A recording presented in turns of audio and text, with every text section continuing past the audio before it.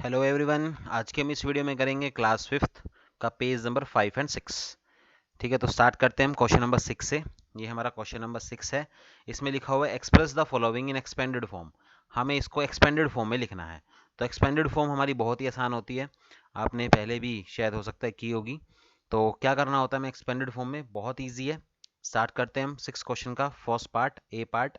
पहले नंबर क्या है हमारा, ये देख लीजिए 88562340। ठीक है, तो आपने क्या करना होता है, यहाँ से स्टार्ट करना होता है।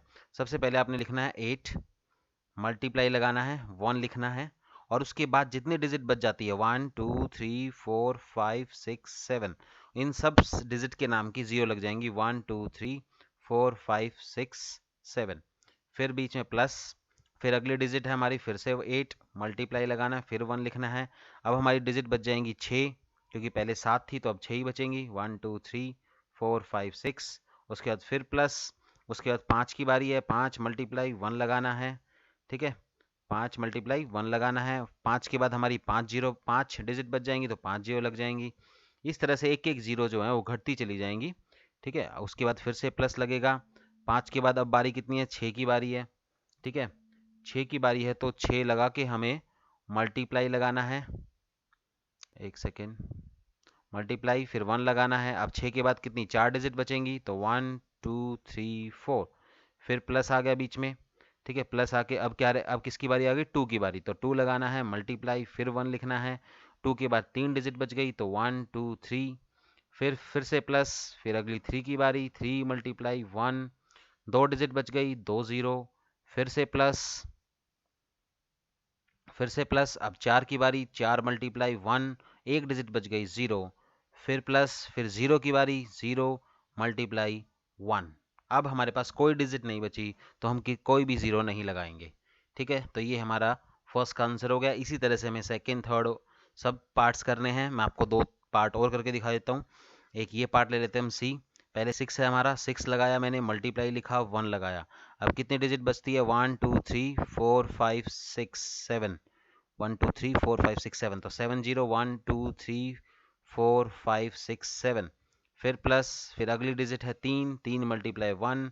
अब एक एक जीरो घटाते जाओ, बस बार बार गिनने की जरूरत नहीं होती, एक एक डिजिट घटा दो। पहले 7 जीरो लगाई थी, अब 6 जीरो लगानी है, फिर प्लस, फिर 2 की बारी, मल्टीप्लाई 1, अब हम 5 जीरो ले लेंगे, 3 4 5।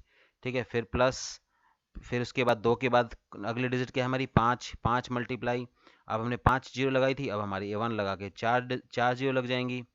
फिर हमारा प्लस, फिर से 5 की बारी, मल्टीप्लाई 1 लगा के 3 डिजिट बच गई, 3 जीरो, फिर प्लस, फिर अगली डिजिट 2 है, फिर 2 डिजिट बच गई तो 2 जीरो, फिर प्लस, फिर 9 है, 9 के बाद फिर हमारी एक डिजिट बच गई तो 1 जीरो, प्लस लास्ट के डिजिट को हम खाली ऐसे भी लिख सकते हैं, और मल्टीप्लाई 1 लगाना चाहो तो लगा लो, आपकी मर्जी है। खाली 3 भी लिख सकते हैं लास्ट के डिजिट को। ठीक है, अब ये तो हो गया हमारा ये क्वेश्चन। अब एक मैं आपको टाइप बता देता हूँ जिसमें बीच में जीरो आती हैं। ठीक है, अब देखिए इसमें 4 की बारी आएगी, पहले मल्टीप्लाई 1 लगाएंगे। अब कितनी डिजिट है, 2 2 4 3 7, 7 ही डिजिट है तो 7 जीरो लग जाएंगी, 3 4 5 6 7। बट अब इसमें एक खास बात क्या है, अब हमें ये जीरोज वाले जीरो जो होते हैं ना, वो लेने की जरूरत नहीं होती।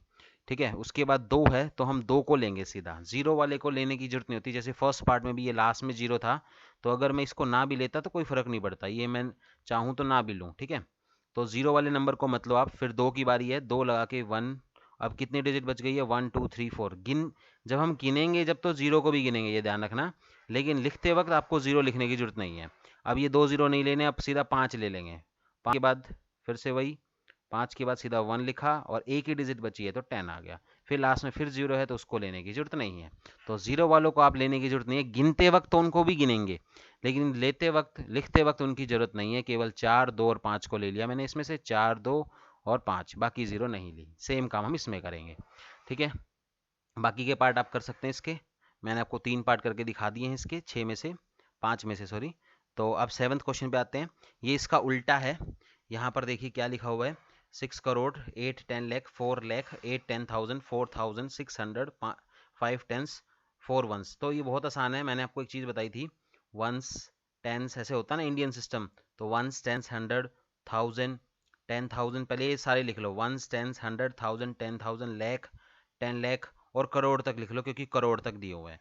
अब करोड़ के नीचे 6, करोड़ के नीचे 6, 8 10 लाख, 10 लाख के नीचे 8, उसके बाद 4 लाख, लाख के नीचे 4, उसके बाद 8 10,000, 10,000 के नीचे 8, 4,000, 1000 के नीचे 4, 600, 100 के नीचे 6, 5 टेंस, टेंस के नीचे 5 और 4 वंस यानी कि 4 के नीचे वंस। तो ये नंबर बन गया हमारा 684,84654। ठीक है भाई। उसके बाद हम इस तरह के नंबर पे आते हैं। इसमें क्या करना होता है, पहले तो आप ये जीरोस देख लीजिए भाई कितनी है। 6 जीरो हैं, उसके बाद 5 जीरो है, फिर 4 जीरो हैं, फिर 3 जीरो हैं, फिर 2 जीरो हैं, फिर 1 जीरो है, फिर कोई भी जीरो नहीं है। अगर ये जीरोस सीक्वेंस में चल रही है तो आपने क्या करना है, बहुत आसान है, केवल इसको उठाना है। सिर्फ ये पहले डिजिट्स को उठाना है, सबकी पहले डिजिट्स को उठा के और लिख दो। अगर ये जीरोस बराबर चल रही हैं तो मतलब सीक्वेंस में चल रही हैं तो 8, फिर 4, फिर 3, फिर 6, फिर 2, फिर 7, फिर 9।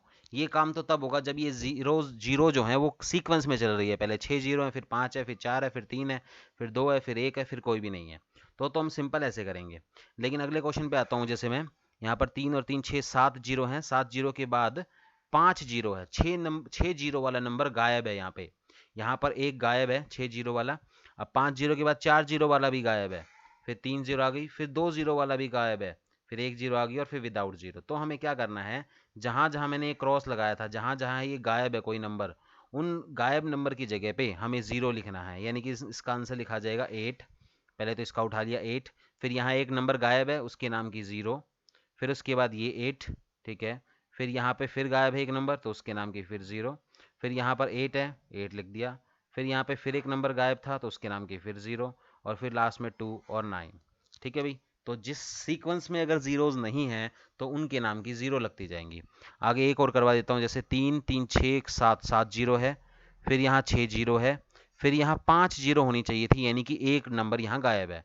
यहाँ 4 जीरो है, फिर 3 जीरो है, फिर 2 जीरो है, फिर 1 जीरो वाला भी गायब है, फिर कोई जीरो नहीं है। इसका मतलब 2 गायब है यहाँ पे, तो इनकी जगह पे 0 आएंगी। बाकी सारा नंबर ऐसा कैसा 7 4, फिर यहाँ 0, फिर 2, फिर 1, फिर 8, फिर 0 4।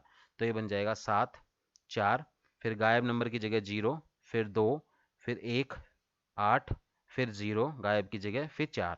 ठीक है भाई। तो इस तरह से आप ये नंबर कर सकते हैं। एक पार्ट मैंने आपके लिए छोड़ा है, ये आप कर लेंगे। 8वां क्वेश्चन बहुत आसान है। यहाँ पर हमें क्या करना है, ये सिंबल लगाने हैं, छोटा बड़ा आप छाट सकते हैं, बहुत इजी है। देख लीजिए, पहले तो डिजिट गिन लिया करो। 4 और 3 7 डिजिट है, यहाँ पे भी 3 और 4 7 डिजिट है। अगर दोनों ही 7 डिजिट हैं तो फिर हमें फिर नंबर को गिनना पड़ेगा। ये है 935, यहाँ पर भी है 935, इसका मतलब यहाँ तक तो बराबर है। उसके बाद ये 39 है और ये 36 है, तो इसका मतलब 39 वाला नंबर बड़ा हो गया। ठीक है। आगे से देखना होता है हमें। यह पहले डिजिट गिन लो, 3 4 7 है यहाँ पे, यहाँ पर भी 4 और 3 7 हैं। तो पहले सबसे पहले 3 डिजिट है 280, इसकी 3 डिजिट है 280, फिर इसमें है 5 जीरो, इसमें है 05, तो 5 जीरो का मतलब 50, तो ये नंबर बड़ा हो गया। आगे आ जाओ। ये है हमारे पास 3 4 7 डिजिट, ये भी 3 और 4 7 डिजिट, ये है 857 857, और ये है 875। तो आपको पता है 875 बड़ा होता है, तो ये बड़ा हो जाएगा। ठीक है भाई। तो ये तो बहुत आसान था 8th क्वेश्चन। 8th क्वेश्चन के अभी 2 पार्ट और भी हैं, ये भी देख लेते हैं। 8th क्वेश्चन के 2 पार्ट और हैं, ये भी देख लेते हैं।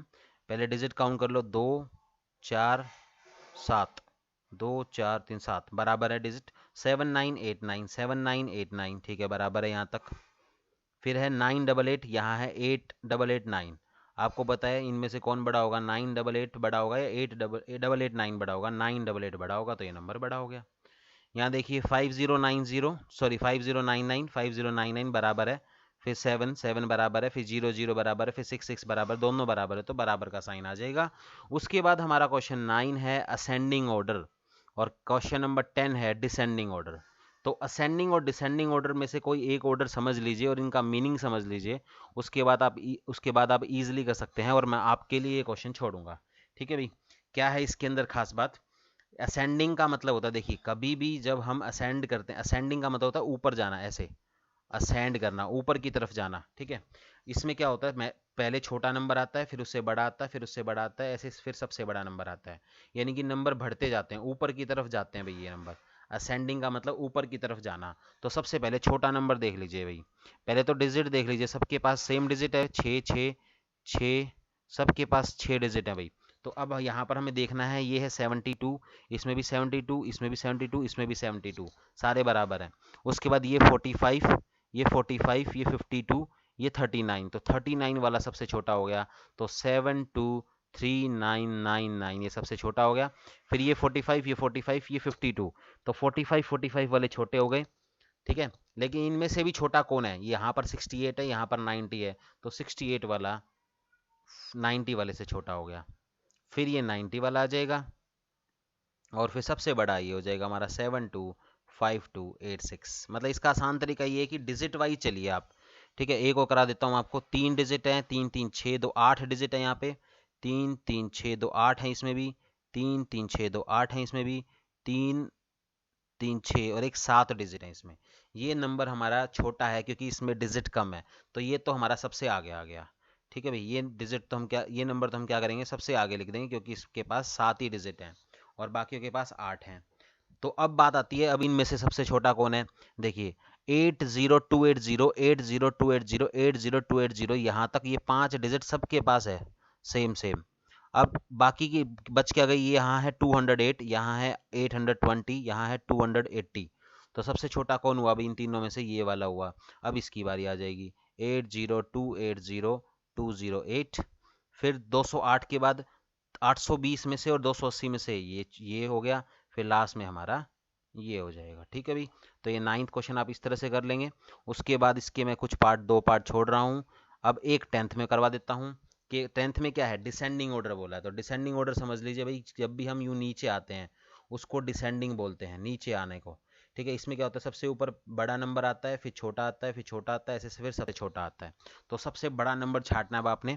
पहले तो डिजिट गिन लीजिए, 2 4 3 7, 4 3 7, 2 4 6, ये सबसे छोटा नंबर होगा भी, क्योंकि 6 डिजिट है इसके पास, और 3 3 6 7, ये तो सबसे छोटा नंबर है, तो इसको तो सबसे लास्ट में लिख दो भाई, पहले ही पता है ये सबसे छोटा नंबर है, डिसेंडिंग ऑर्डर कर रहे हैं, 6 डिजिट है इसके पास, तो ये सबसे लास्ट में आ गया।